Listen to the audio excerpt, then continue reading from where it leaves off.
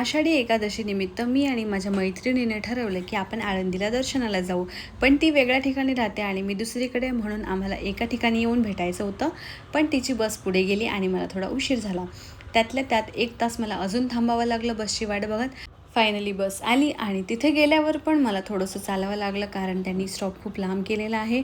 एकतर इतके लांब चालत जावं लागलं आणि त्याच्यानंतर एवढी लंबी रांग होती ना, तरी पण मला असं वाटते लवकर गेल्यामुळे आम्हाला जास्त गर्दी दिसली नाही. त्यातल्या त्यात मला जालन्यातले लोक भेटले. माझी मैत्रीण माझ्यासोबत नसल्यामुळे मला थोडंसं कन्फ्युजन होत होतं. त्यामुळे मी त्या लोकांच्या मागे मागेच लाईनमध्ये लागले आणि इथे एक मुलगी आहे ना, प्रसाद वाटत होती मस्त शेंगदाण्याचा लाडू. आजूबाजूला येणाऱ्या जाणाऱ्या सगळ्यांच्या तोंडावर ज्ञानेश्वर माऊली, तुकाराम, विठोबा अशीच नावं होती. म्हणजे सगळे लहान मुलं असो किंवा म्हातारे असो, कोणत्याही एज ग्रुपचे असो, सगळ्यांच्या तोंडावर फक्त देवाचंच नाव होतं.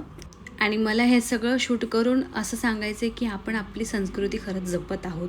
त्यानंतर थोड्याच वेळात मला माझी मैत्रीण भेटली फायनली, आणि मग इथून पुढे आम्ही दोघी सोबतच होतो. इथे पावली खेळणं सुरू होतं आणि ही आपली पहिल्यापासूनची प्रथा आहे, पावली वगैरे खेळणं, तुम्हाला माहीतच असेल.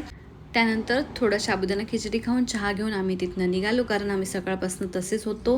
आणि मग नदीवरनं थोडंसं फोटो वगैरे काढले आणि मग तिथून निघालो. खूप छोटी छोटी लहान लहान मुलं होती.